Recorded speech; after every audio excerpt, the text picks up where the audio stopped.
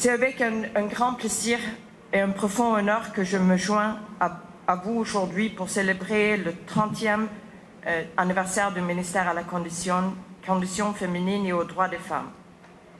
Cette cérémonie marque 3 décennies de lutte incessante, de résistance et de progrès significatifs pour les droits des femmes en Haïti. C'est grâce à la détermination des femmes haïtiennes que nous avons pu faire avancer la cause de l'égalité des sexes dans ce pays. Je salue toutes les femmes qui ont occupé la fonction de ministre à la condition féminine et également le seul homme qui a occupé ce poste. Et je dois dire que sans les hommes dans ce combat, on ne va jamais voir la victoire. Les ministres et les cadres des ministères ont facilité l'amélioration du cadre juridique en matière d'égalité des droits entre les femmes et les hommes et a permis de canaliser la conviction à la détermination du mouvement des droits des femmes en Haïti. Les avant-gardes, les 30 ans d'existence de ce ministère sont le fruit de combats des femmes haïtiennes qui ont longtemps milité pour leurs droits. Et ça s'est connu hors des frontières d'Haïti. Leurs efforts ont trouvé un écho mondial avec la conférence de Beijing en 1995, où les droits des femmes ont été officiellement inscrits à l'agenda internationale. Grâce à leur résilience, des progrès notables ont été accomplis dans les 30 dernières années, notamment en matière d'éducation et de santé. Mais aujourd'hui, qui devrait être un jour de célébration, de fête, je pense que c'est quand même aussi un jour sombre, parce que nous commémorons cette journée avec une toile de fond d'une réalité inacceptable pour trop de femmes en Haïti. Je pense aux milliers de femmes qui ont été violées par des gangs armés devant leurs enfants, en plus de leurs maris assassinés, aux femmes qui ont dû fuir 1, 2, 3 fois de leur maison incendiée, qui doivent vendre leur corps pour subvenir aux besoins de leur famille. Ce sont elles qui sont les véritables héroïnes aujourd'hui. Les survivantes de cette crise, et il est urgent de leur assurer l'accès au soutien et la dignité, l'assistance qu'elles ont le droit de réclamer, santé, soins de traumatologie, soutien économique et un appui juridique. Chacune de ces femmes a le droit à cette aide essentielle pour reconstruire leur vie, la dignité et leur avenir. Il s'agit d'un droit fondamental. Chaque jour, au moins 40 femmes sont victimes de violences et plus de 75 des femmes déplacées, ici en Haïti, signalent avoir été touchées par des violences basées sur le genre. Les viols se multiplient et beaucoup de survivantes vivent dans une précarité extrême, sans aucun accès aux soins et à la protection nécessaire. Pourtant, malgré les épreuves, les femmes haïtiennes font preuve d'une résistance et résilience admirable, soutenant leurs familles et communautés dans des conditions inhumaines. Ces femmes, particulièrement celles qui ont survécu à la violence, incarnent une dignité et une force inébranlables. Leur courage mérite notre reconnaissance et plus encore notre engagement à les soutenir et garantir leur sécurité. En mars 2025, l'année prochaine, les Nations Unies commémorent les 30 ans de la plateforme d'action de Beijing et je suis convaincue qu'Haïti y sera fortement représenté. C'est une occasion unique pour partager au niveau mondial vos réussites, vos défis et votre voix dans la lutte pour l'égalité des genres et l'autonomisation des femmes. Haïti pourrait ainsi participer activement aux discussions mondiales sur ces enjeux, inspirant d'autres pays dans leur propre combat pour les droits des femmes. Dans ce contexte, la résolution 1325 des Nations Unies sur les femmes, la paix et la sécurité s'avère être un cadre précieux, garantissant la participation des femmes à la consolidation de la paix, la prévention de la violence et la reconstruction post-crise.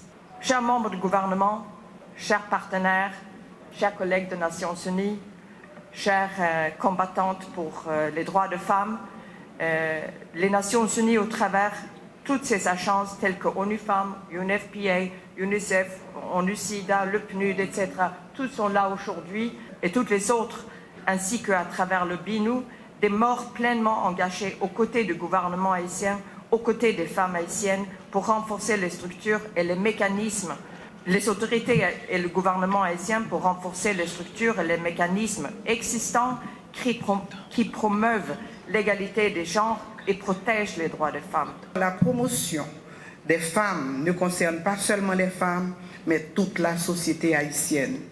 Je veux rendre un hommage aux pionnières qui ont osé rêver ce ministère et à toutes celles et ceux qui, au fil des années, ont œuvré avec dévouement, souvent dans des conditions extrêmement difficiles, pour que l'égalité des sexes devienne une réalité palpable. Je tiens également à remercier nos partenaires nationaux et internationaux, ainsi que les organisations de la société civile qui n'ont jamais cessé de soutenir notre travail. Ensemble, nous avons semé les graines d'une société plus juste et égalitaire. En ce jour de commémoration, nous ne nous contentons pas seulement de célébrer le passé, mais nous nous tournons résolument vers l'avenir. Il reste beaucoup à accomplir. Renforcer le cadre législatif, intensifier la lutte contre les violences faites aux femmes et filles, garantir l'accès des jeunes filles à une éducation de qualité et offrir aux femmes davantage de responsabilités. Le chemin vers l'égalité est encore long. Nous avançons avec confiance et détermination. En célébrant ces 30 ans d'existence, nous réaffirmons aujourd'hui notre engagement commun pour un avenir meilleur pour toutes et tous. Que vive le ministère à la condition féminine et aux droits des femmes, que vive la lutte pour l'égalité en Haïti. 30 années se sont écoulées depuis la création du ministère de la condition féminine et des droits des femmes en Haïti. Une institution née de courage, de persévérance et de la vision de femmes et d'hommes engagés dans la défense des droits et de la dignité de nos mères, de nos sœurs et de nos filles. Ce ministère représente bien plus qu'une structure administrative. Il incarne le combat et l'espoir d'une nation qui reconnaît la place centrale des femmes dans son avenir. À cette occasion, il est de mise de rendre hommage à toutes celles qui ont pavé le chemin, aux pionnières qui, il y a 30 ans, ont osé élever la voix pour réclamer un espace de justice et de respect pour chaque femme haïtienne. À travers des années de défis et de résilience, ces femmes ont tracé le chemin pour que le ministère voie le jour et aujourd'hui, nous leur rendons hommage. Car c'est grâce à leur lutte que nous sommes ici. Au cours de ces 3 dernières décennies, le ministère a accompli des avancées significatives.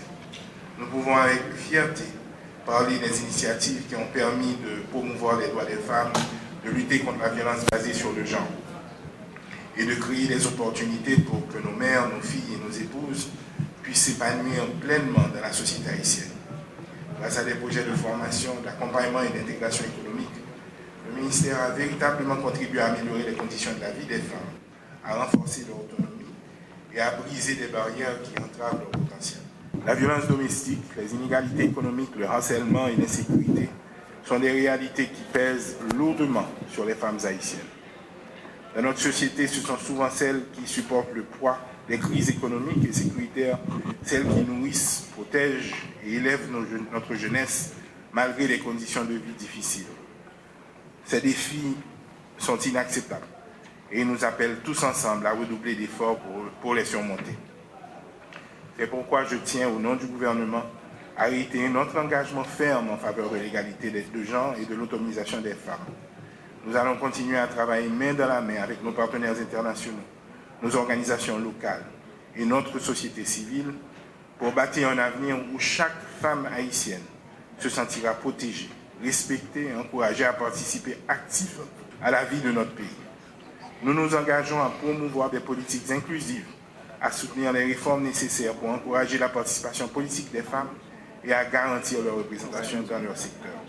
On est pleinement conscient de la feuille de route qui a été identifiée pour nous à l'entrée du gouvernement. Mais je crois aussi que cette période d'exception, malgré les nombreuses difficultés qu'elle nous présente, nous offre l'opportunité de faire beaucoup plus. Et je fais appel à votre leadership pour qu'avant la fin de la transition, qui devra nécessairement prendre fin le 7 février 2026, tel que promis à la nation haïtienne, pour travailler de concert avec le reste du gouvernement, pour que nous puissions effectivement renforcer le cadre juridique et les politiques publiques, Je pense qu'on peut et on doit faire beaucoup mieux pour moderniser les lois, pour renforcer la protection contre la violence faite aux femmes, en particulier en violence domestique, de harcèlement et de discrimination de genre.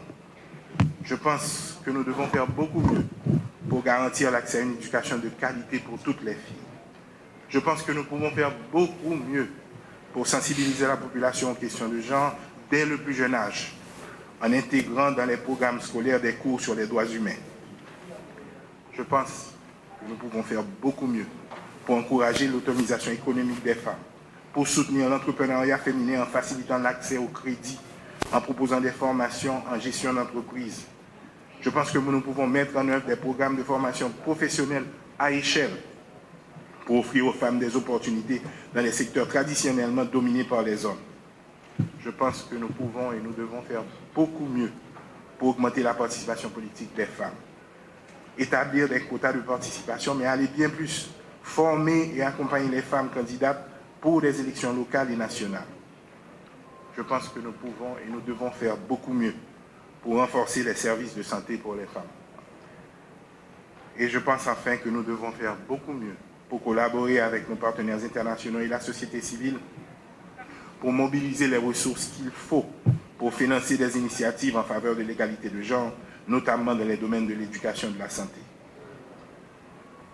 Je sais que les défis sont multiples et je sais que quand on passe à la transition, on voit l'urgence de la sécurité, l'urgence de la réponse humanitaire.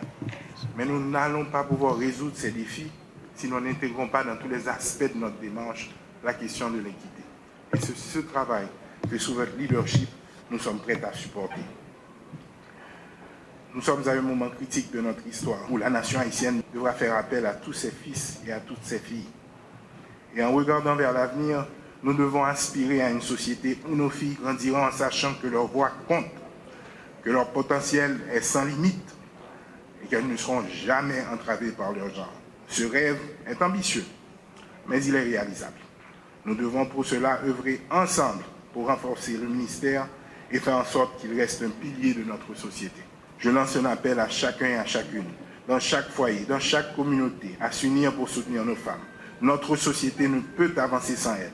Et chaque Haïtien doit être acteur de ce changement pour que l'égalité devienne une réalité. À vous, ministère de la Condition féminine et des droits des femmes, je dis merci et bravo pour tout ce que vous avez accompli. Que cette journée soit une célébration, mais aussi un engagement renouvelé pour continuer la marche vers une Haïti plus juste, plus inclusive et plus forte. Pour nos filles, pour nos femmes et pour notre pays.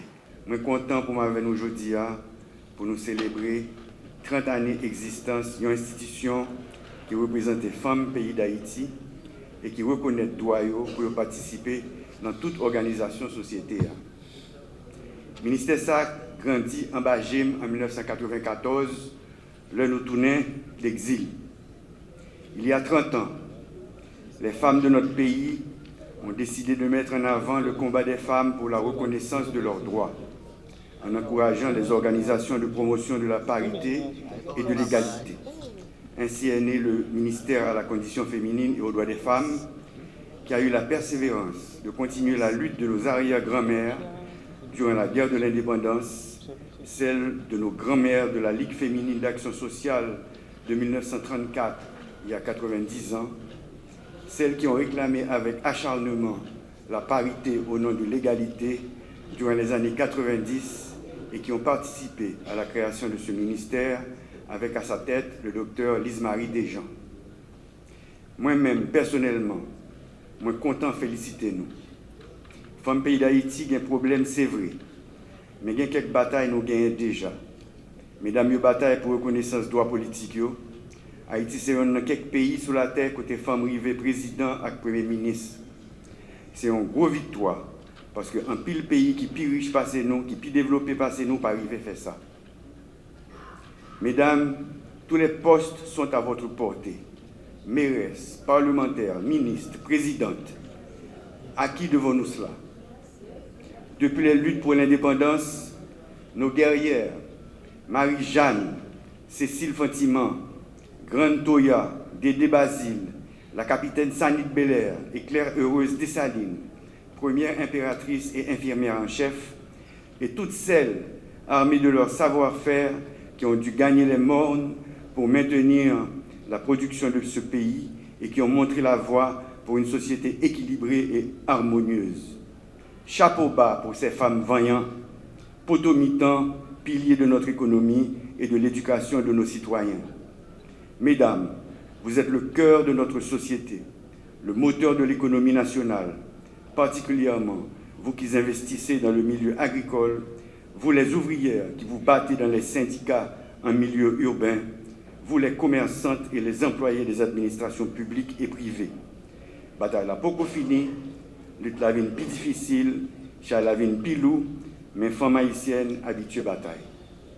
Nous sommes conscients que vous payez aujourd'hui le lourd tribut du manque de services et d'équipements dans notre pays, des déplacements forcés dans vos quartiers, de la paralysie du commerce de gros et de détail de nos fières Madansara, de l'anéantissement de vos entreprises, des rapatriements, des viols, des assassinats et l'enrôlement de vos enfants soldats, nos enfants soldats.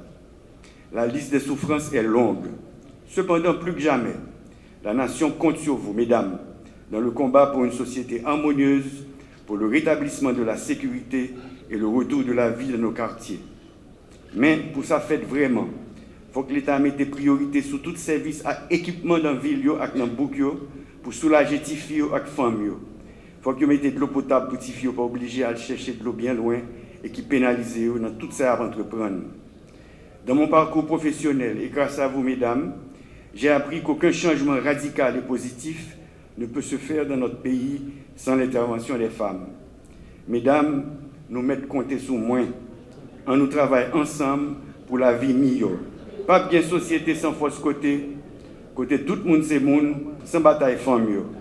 Je vous souhaite donc une heureuse célébration de ce ministère. Femme vaillant, pas péchaille. Merci un peu.